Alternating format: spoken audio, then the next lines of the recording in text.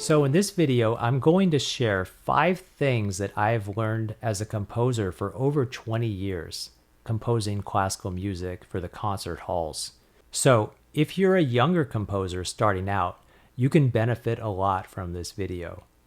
Number 1, pretty much everything comes from somewhere else. It's almost impossible to write something completely original because we all have our influences.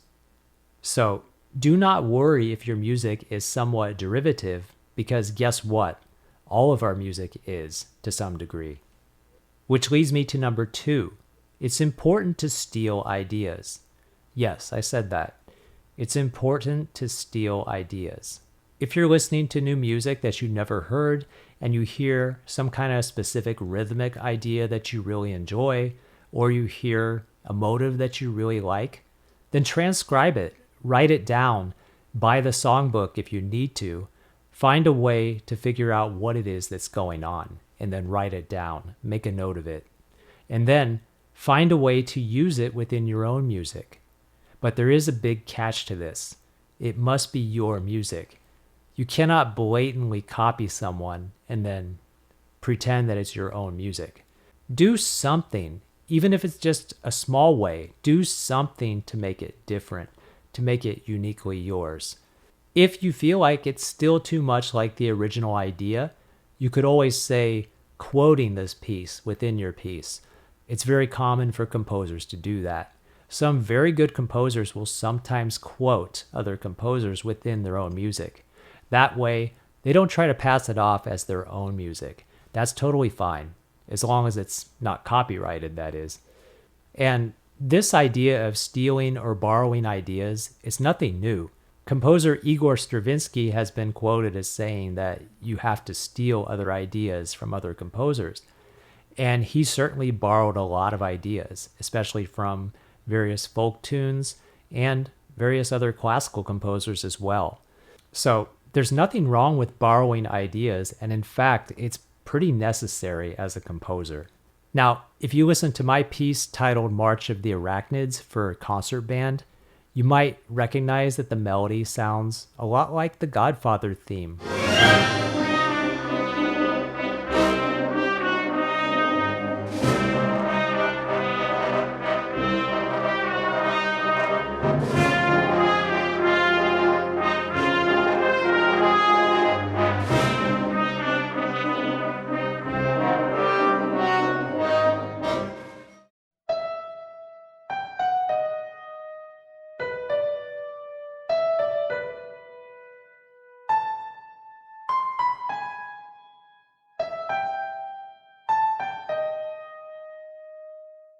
That wasn't intentional on my part, but I could definitely hear the Godfather theme in my Arachnid theme. And if you listen to it, it's definitely a lot different than the Godfather theme. But the point is that you could point to that motive in it and say, oh, that's the Godfather. Yeah, it is. It's very much the same, but it's also very different at the same time. Number 3, do not try to be too clever with making your music unique.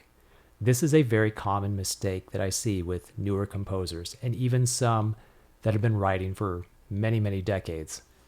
Some composers try to run as far away as possible from the established ways of doing things. This is a mistake. I often see this with composers that are highly intellectual people. They want to make their music unique to the point that that is the most important goal. They believe this will help them stand out because they're very different.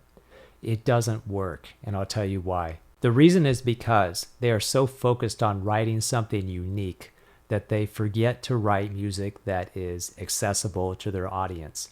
They sacrifice quality and accessibility just for the sake of being different.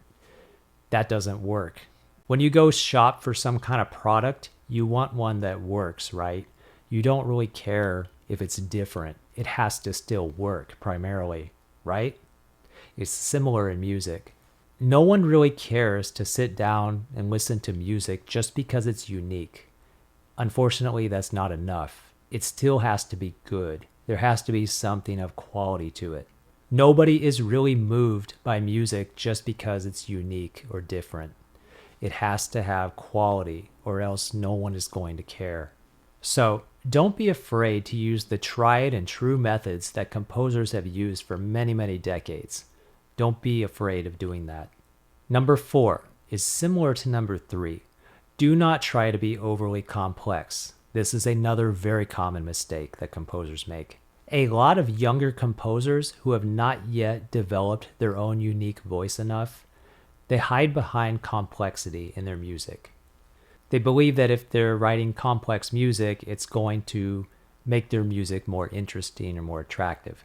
Now, I did a whole other video about this titled, "Why is so much concert music unpleasant?" If you want to listen to that video, go check it out. I go into more detail on this.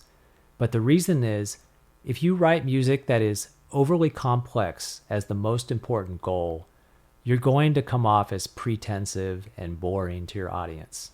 People will see right through it. Overly complex music will come across as being confusing, boring, or just too rich to digest for your audience.